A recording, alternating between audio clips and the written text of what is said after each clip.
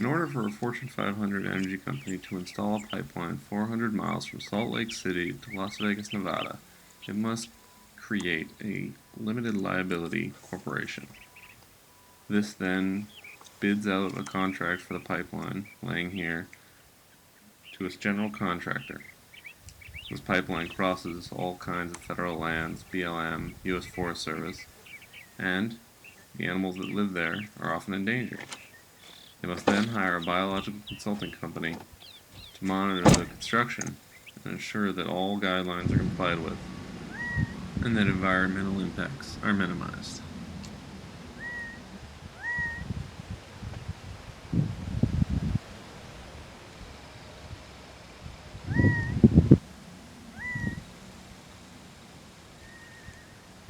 In the summer of 2011, I was one of those lowly contracted employees.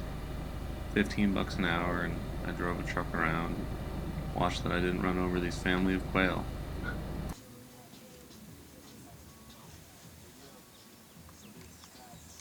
The antelope ground squirrel were a lot more fleeting.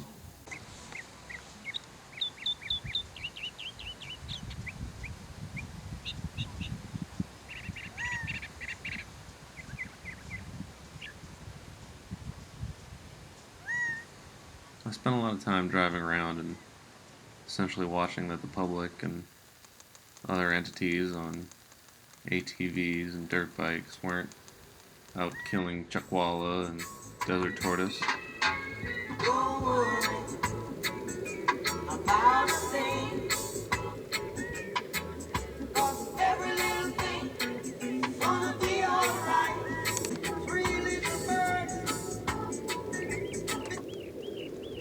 My new HD camera and music kept me company, and the airplanes overhead. My primary duty was the desert tortoise that live in these burrows, but it was a long time before I saw my first one.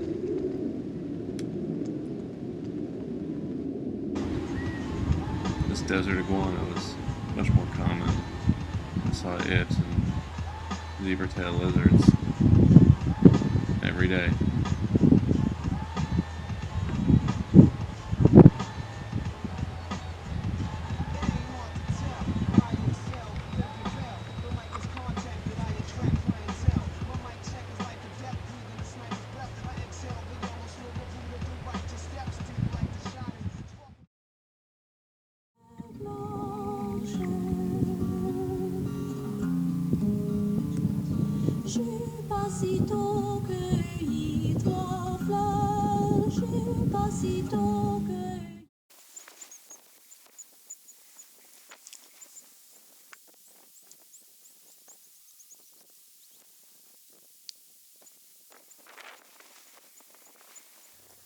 It was hot, spacious, and desolate out here.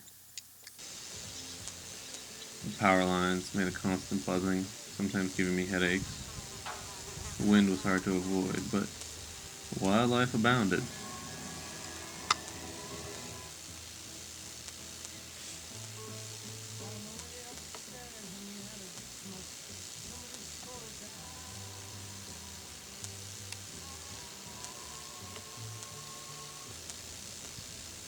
If I were a bird, I'd get headaches or be afraid of getting electrocuted, but they just use their stereoscopic vision to zoom in and pick out animals like this.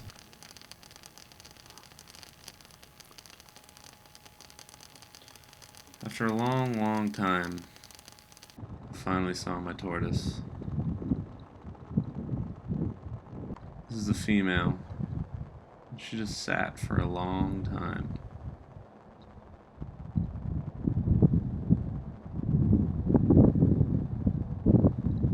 It gave me plenty of opportunity to observe the marginal scutes, the layers of the shell, and guess at her age. 20 years maybe, 25 years.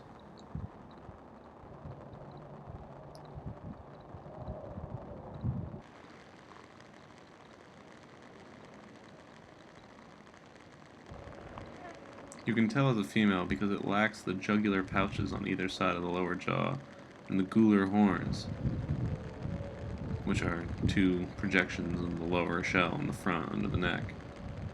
You'll see on a male in a minute here. And when they did move, ever so slowly, sped it up for you here.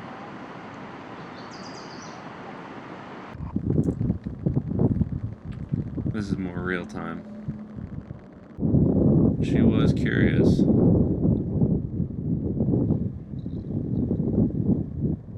This is what it's like coming face to face with a tortoise in attack mode. Here is also a better look at the lack of gular horns on the plastron between the legs under the neck.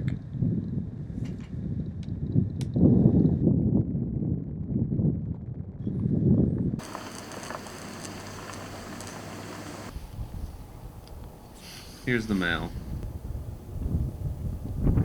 Larger, hard to tell from context.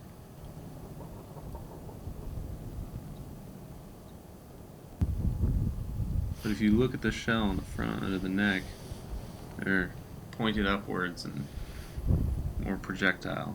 Also those pouches under the chin on either side. Those are the main characters to determine the sexual dimorphism of the desert tortoise. Gophorus agassizii.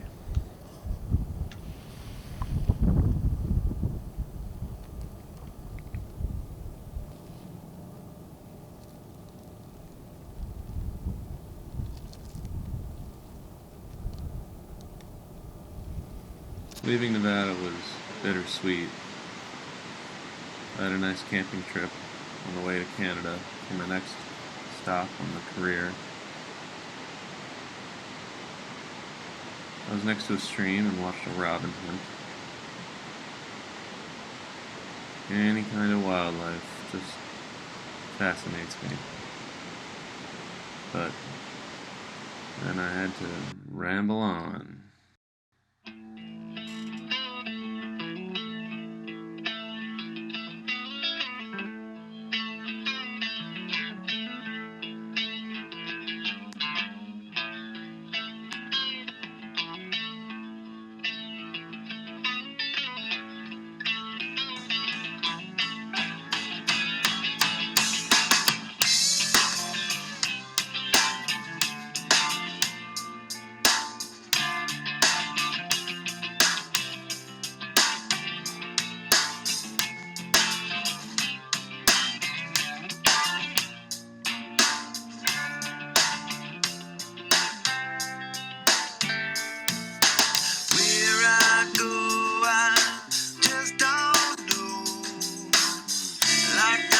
Got to